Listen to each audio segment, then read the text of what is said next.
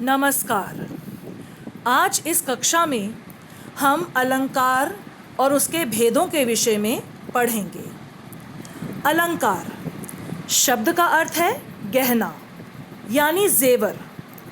हम सभी जानते हैं कि आदि मानव के युग से ही मनुष्य अपने आप को जेवर यानी गहनों से सजाता आ रहा है। सीधी सी बात है, जेवर इसीलिए पहने जाते हैं, आभूषण इसीलिए पहने जाते हैं ताकि मनुष्य स्वयं को सुंदर दिखा सके। बिल्कुल इसी तरह भाषा को सुंदर बनाने के लिए, अपनी कविता को सुंदर बनाने के लिए कवि तरह तरह के शब्दों और विशेष अर्थ यानी भाव का प्रयोग करते हैं।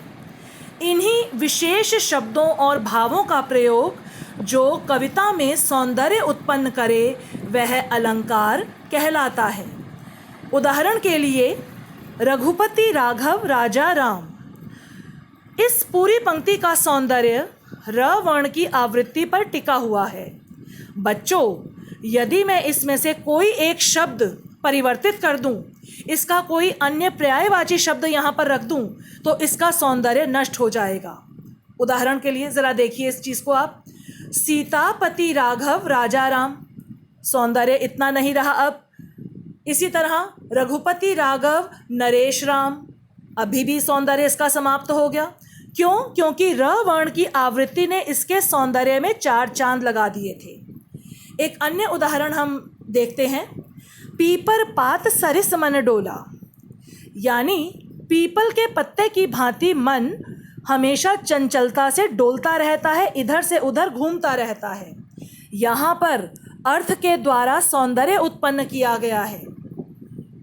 शब्द और अर्थ के इन्हीं प्रयोगों के द्वारा अलंकार के दो भेद निर्धारित हैं, शब्दालंकार एवं अर्थालंकार। शब्दालंकार के तीन भेद हैं, अनुप्रास, यमक, श्लेष।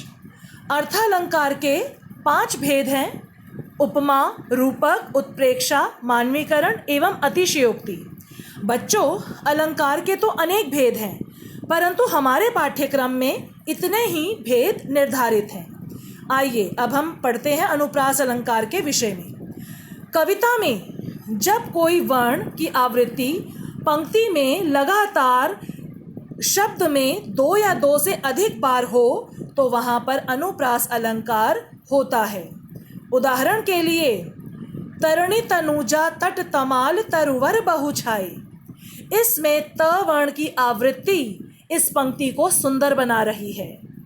विमल वाणी ने वीणा ली, व वर्ण की आवृत्ति इसको सुंदर बना रही है। एक अन्य उदाहरण लेते हैं हम। कालिंदी कूल कदम्ब की डारन, क वर्ण की आवृत्ति ने बच्चों इस पंक्ति के सौंदर्य में 4 चांद लगा दिए हैं।